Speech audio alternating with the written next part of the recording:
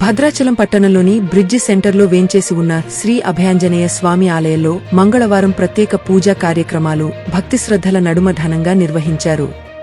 ఈ సందర్భంగా ఆలయ అర్చకులు స్వామివారికి ప్రత్యేక అభిషేకాలు, అర్చనలు నిర్వహించారు.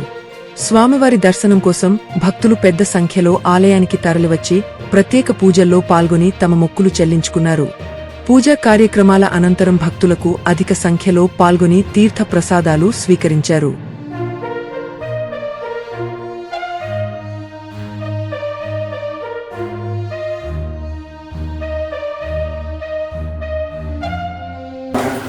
ओम मारुतात्मजाय नमः। ओम तत्त्वज्ञानप्रदायकाय नमः। ओम सीतादेवप्रदायकाय नमः।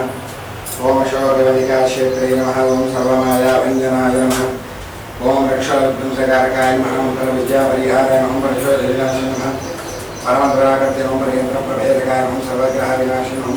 तेन सहायाकृते नमः। सर्वलोकजायिने नमः। मनोजवाय नमः। पारिजातधूमूलस्थाय नमः। सर्वमन्त्रस्वरूपवत्याय नमः।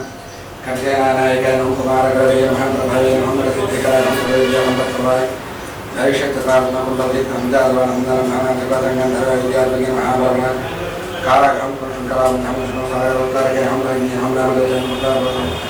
वानरायणं केसरजनसिद्धार्थचन्द्रागपसंपदं बालार्कदिशिखुर्सेवानन्दः स्वामी महादेवस्वामिनः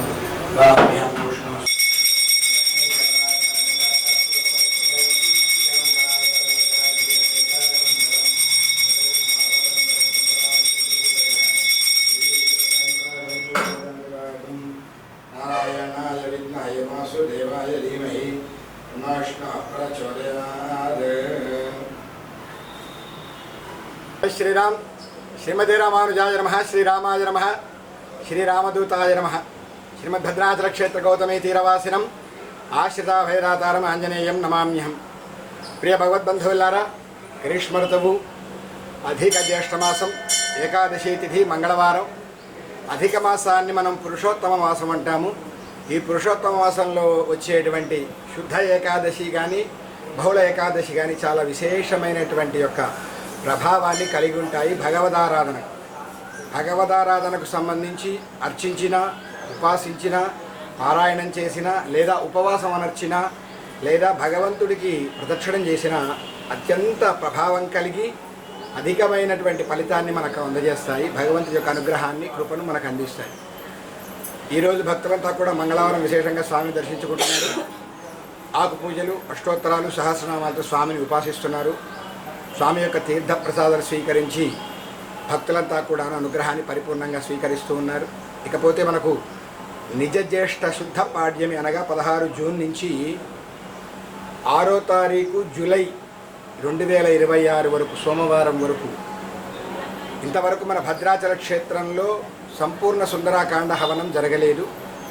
సంక్షేప రామాయణ హవనాలు, సుందరాకాండలో ఉన్నటువంటి యొక్క అవసరాన్ని బట్టి, ఆయా సంకల్పించిన హోమాన్ని బట్టి ఒక్కొక్క కాండను ఆధారంగా చేసుకొని హవనాల్ని ఆచరించారు. కానీ సంపూర్ణ సుందరాకాండ హవనం అనేది మన భద్రాద్రి క్షేత్రంలో ప్రప్రథమంగా స్వామి ఆజ్ఞగా ఆచార్యుల అనుగ్రహం చేత సంకల్పం చేశాము. భక్తులంతా కూడాను, దాతలు, యువకులు, భక్తులంతా కూడాను చక్కగా ముందుకొచ్చి తమ గోత్రనామాలు నమోదు చేసుకుంటున్నారు. విశేషమైనటువంటి యొక్క ప్రతిస్పందన, స్వామి యొక్క అనుగ్రహం, స్వామి మీద విశ్వాసాన్ని ఈ విధంగా వాళ్ళు తెలియజేసుకుంటూ ఉన్నారు.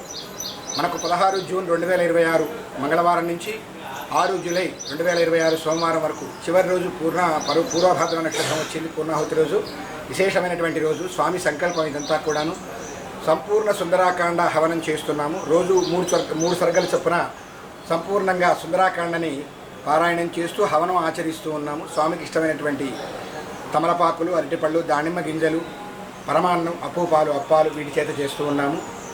కనుక సుందరాకాండ అనేది ప్రతి ఒక్క అక్షరం కూడా అందులో బీజమంత్రం అని వాల్మీకి మహర్షి స్వయంగా అంగీకరించారు. సుందరాకాండ నుంచే స్వామికి ఆనందాన్ని కలుగుతుంది. ఆంజనేయ స్వామి పరిచయం, ఆంజనేయ స్వామి సీతామ్మవారిని అశోకవనంలో బతికుందని కనుక్కోవడం, ఇదంతా కూడాను లంక రామాయణానికి మొత్తం కూడాను ఆనందాన్ని, ఐశ్వర్యాన్ని, అభినివేశాన్ని ఇచ్చినటువంటి సుందరాకాండ. అటువంటి సుందరాకాండ ప్రభావవంతమైంది. వచనం చదివినా లేదా పారాయణం చేస్తూ ఉన్నప్పుడు విన్నా చాలా విశేషమైంది. కానీ మన అభయాంజనేయ స్వామి దేవాలయంలో స్వామి అనుజ్ఞగా వైభవంగా ఈరోజు 16వ తారీఖు జూన్ నుంచి 2026 మంగళవారం నుంచి 6 జూలై 2026 వరకు అనగా 21 రోజులు సుందరాకాండ హవనాన్ని మనం వైభవంగా ఆచరిస్తున్నాం కనుక భక్తులంతా తమ తమ గోత్రనామాలు నమోదు చేయించుకొని 21 రోజులు దీక్షగా స్వామిని దర్శించడం కానీ హోమం ఆచరించడం కానీ చేసినట్లయితే మన జీవితంలో ఉన్న అత్యంత క్లిష్టమైన పరిస్థితులు, క్లిష్టమైనటువంటి అనారోగ్యాలు కానీ, రుణ బాధలు కానీ అన్నీ తొలగి చక్కగా స్వామి అనుగ్రహాన్ని పొందుతాం. జై శ్రీరామ్.